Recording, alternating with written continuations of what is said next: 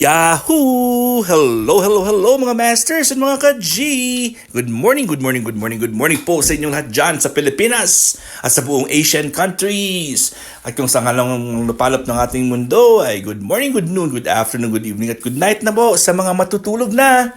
At nandito na naman tayo para sa ating All About G, the Green Girly Cutie Patuti Iguana Daily Vlog. Sa araw nito ay Lunes Sabado. So dahil Sabado po ngayon ay medyo pahinga-hinga muna tayo ng konti.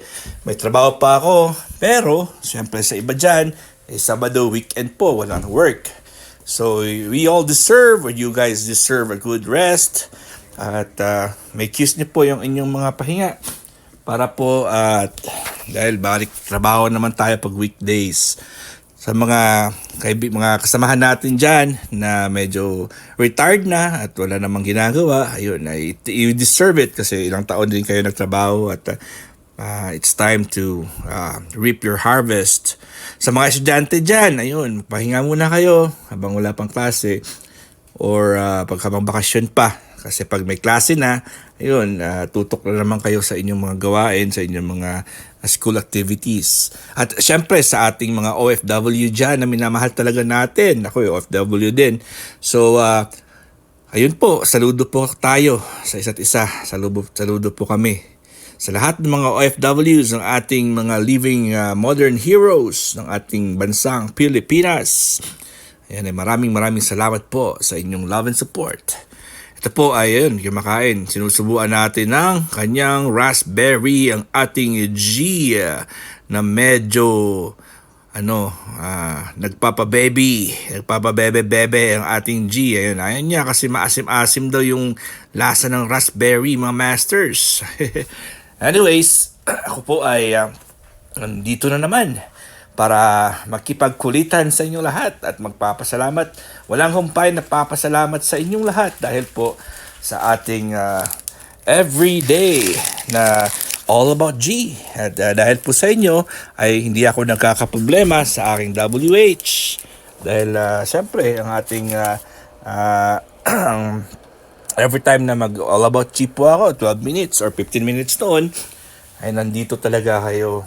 So, dagdag yan sa aking WH watch hours kasi meron tayong requirements. Hindi tayo dapat bababa ng 4,000 every day, di ba? Every day yan basta monetize na.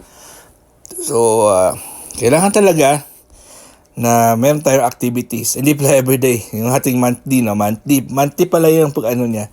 Sorry at ako ay nalilito. So kailangan ma-maintain natin yung ating WH requirement pag monetize na. So tandaan po natin mga masters, mga ka-G, na ang pagiging monetized po ay hindi po katapusan na ng inyong ng pakikipaglaban. Kasi ala ng iba, pag monetize na, ayun, okay ng lahat. Hindi. Doon pala nag-uumpisa ang iyong pagiging legit na YouTuber. Dahil syempre, yung ang mga experiences natin, nung kakaumpisa pa lang nating mag-YT, sa mga hindi talaga dumaan sa hirap, yung mga automatic po ay tumaas lang yung kanilang mga WH dahil syempre meron namang ibang nag-viral, meron naman iba dyan na biglang tumaas po yung kanilang views sa shorts at na-reach agad nilang kanilang requirements. At syempre meron naman dyan na may nagre-regalo or bumili, di ba? Alam niyo naman po yan, yung negosyo ng kanilang sariling WH or P or WH at bananas. So yun, mas maraming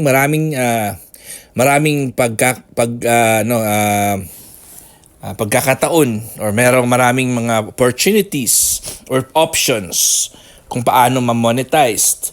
So sa atin naman ay combination naman po yan. So hindi naman natin pwedeng itanggi na walang tumulong sa atin. Hindi naman natin pwedeng ipagmalaki na sariling sikap natin. Kasi wala naman talagang sariling sikap kasi pag ikaw lang mag-isa, wala talaga. Diba? Kailangan mo talaga ng friends. Ito po mga masters, mga ka-G. Ito ay nagpalit lang po ng tubig ng ating G. So, nakakonect po ito sa smart plug. Ayun po ay At saka nakakonect din po sa aking cellphone, mga connections natin dyan, nakakonect yun sa internet, sa wifi. So pwede naman nating i-manual yan. Dito po pwede nating i-manual yan kasi mayroon ding switch dito sa baba. I-on muna natin yan. Dito may switch po dyan, connection po dyan sa ating humidifier. Kasi hindi pa naman oras. Ito po, aandar na po yan. Ayun, uon natin yan. At yun. Ayan. Pero meron siyang timer na every 2 hours po ay aandar po siya. And 15 minutes po ang kanyang duration every 2 hours. So, as of recording time, halimbawa ngayon, dyan is alas 6 ng umaga. Ayun, pinandar ko po alas 6 ng umaga. 6:05, 6:07, ganoon ng oras dyan.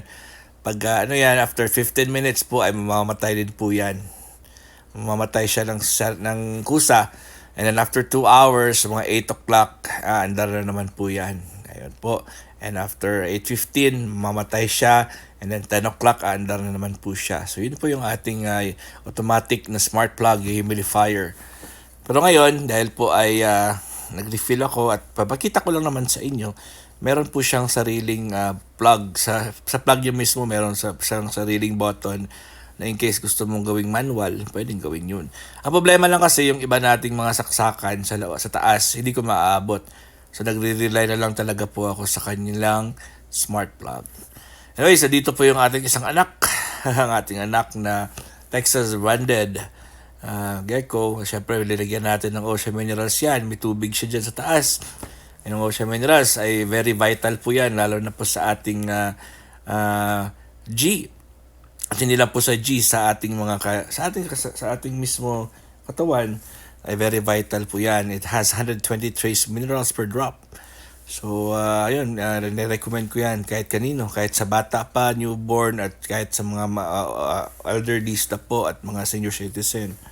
Pwede po yan.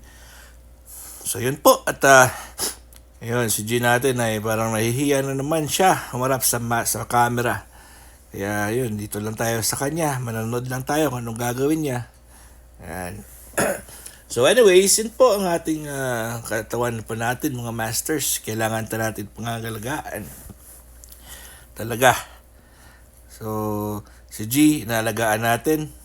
Kailangan din natin alagaan yung katawan natin. Ayan, so, siyempre, ang tulog, importante po yan. Di ba? So, sa kaka-YT po natin, sino ba sa inyo dyan yung hindi na talaga nakakatulog? O, di ba? So, yung sinabi ko na umpisa pa lang yan ng ating pakikipaglaban sa YT world. Once na na-monetize ka na, hindi po ibig sabihin ay pasado ka natin, babadjing-badjing ka na lang. Once na monetize ka, doon pala nag-umpisa yung iyong pagiging legit na YouTuber.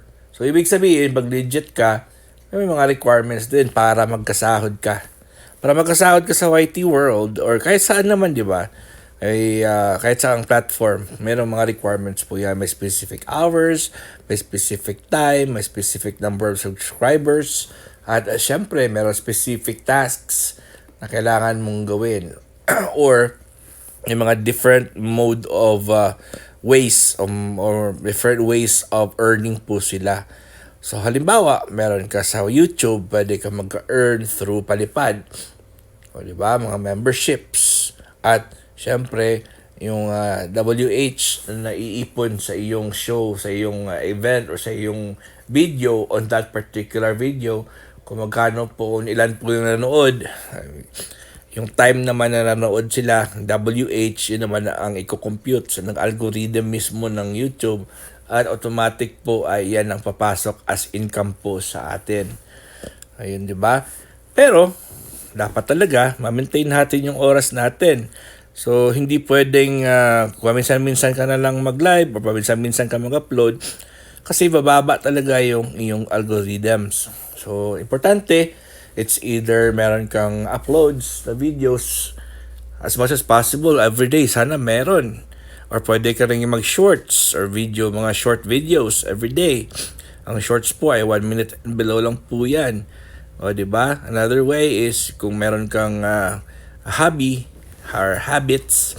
Siyempre, hobby yun, mga gusto mong ginagawa araw-araw para hindi ka po ma-bored at para hindi ka po forced na gumawa ng video. Ayun, kiss muna ang G natin. Ay, tingnan mo kung pwede mo siyang gawin. Halimbawa, ito si G natin, meron akong alaga.